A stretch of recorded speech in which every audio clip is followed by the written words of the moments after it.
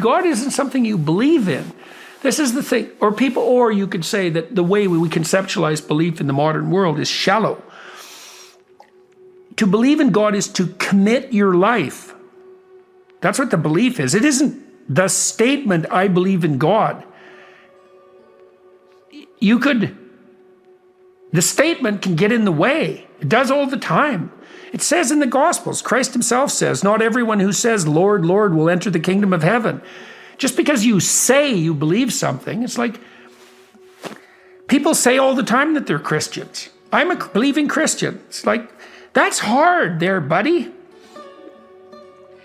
That's the most difficult possible commitment by definition. It's because it's the hoisting of the cross, right? Really, you're going to commit to that, are you? So here's what you're committing to.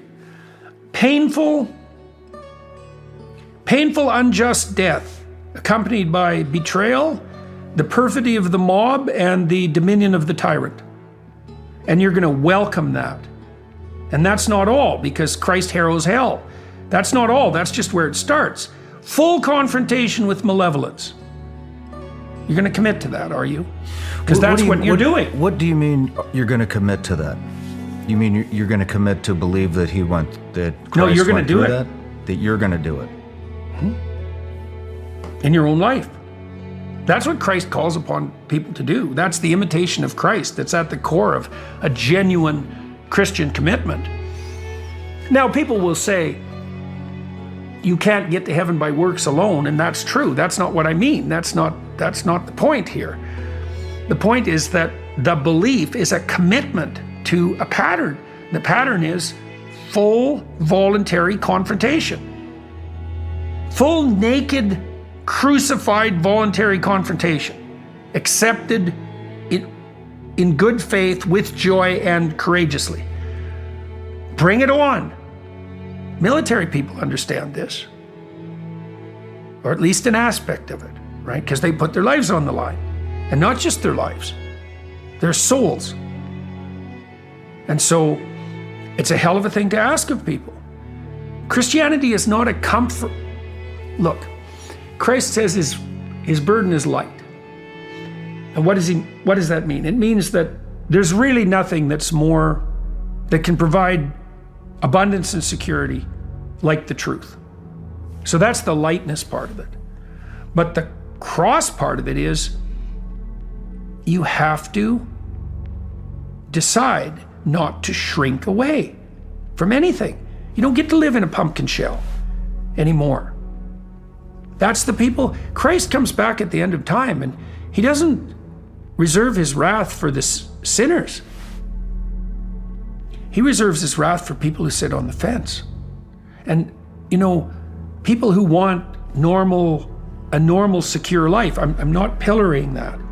I'd rather have them than the radicals and the revolutionaries. But that's not what a human being is.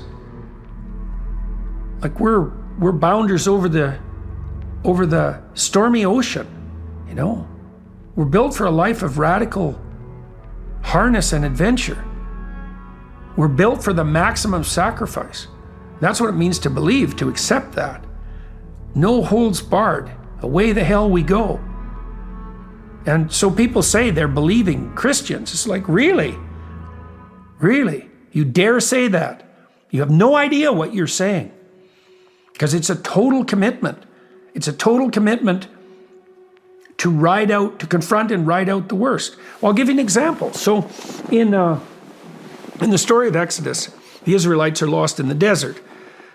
They're lost for like 45 years. And they're always whining and bitching and complaining and acting like, privileged slaves and pining for the tyranny and hoping for the golden calf and complaining that the heavenly food they have to eat isn't good enough because there's not enough variety. And it's like they're really quite contemptible. And near the end of their voyage to the promised land, really on the border, they run out of water again.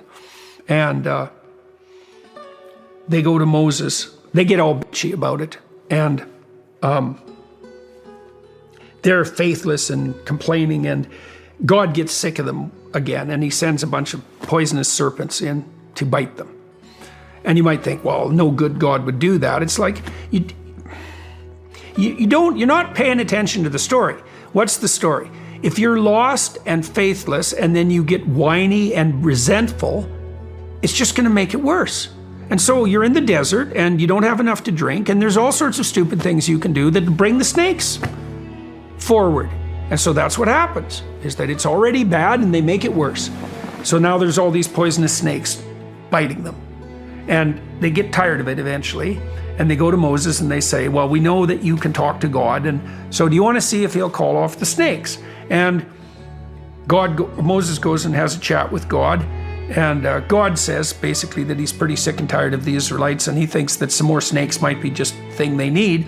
But he decides that maybe he'll listen to Moses because Moses has, stored up a certain amount of goodwill.